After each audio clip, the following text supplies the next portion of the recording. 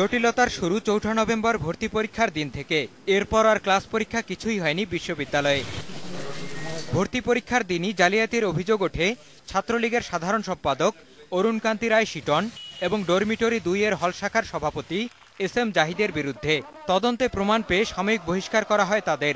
এরপর ২ নেতাকে বাঁচাতে আন্দোলনে নামে ছাত্রলীগ। তাদের দাবি এই আদেশ অবৈধ এবং তুলে নিতে হবে তা। এরকম প্রতিহিংসাপরায়ণ ভিসির তত্ত্বাবধানে ক্লাসরুমে ফিরে যাওয়ার কোনো রকম সুযোগ এই বিশ্ববিদ্যালয়ে কোনো ছাত্রর নেই।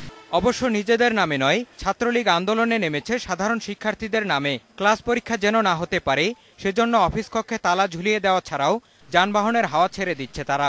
কর্মকর্তা কর্মচারীদের উপর হামলার ঘটনাও ঘটছে। অফিস রুমগুলোতে তালা মারে দেওয়া হচ্ছে এবং কর্মকর্তা কর্মচারীদেরকে বাইর করে দেওয়া হচ্ছে। তারপর এই পরিস্থিতিতে আমরা একটা মিটিংয়ে আসছিলাম, সেই মিটিংও আজকে তারা অতর্কিতভাবে হামলা চালায়।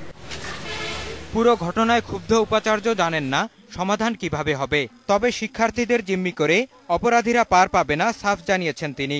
যারা ঐতিহ্যবাহী ছাত্র সংগঠনের নাম ধরে বিভিন্ন ছত্রছায়ায় যারা দুষ্কৃতি করার এই ইচ্ছা পোষণ করে তারা এইসব ঘটনা ঘটাচ্ছে এবং তারা যেই হোক তাদের বিরুদ্ধে প্রশাসন যথাযথ কর্তৃপক্ষ নিয়েছে এবং কয়েকদিনের মধ্যে চূড়ান্ত পদক্ষেপ নেবে বলে আমরা আশা রাখি।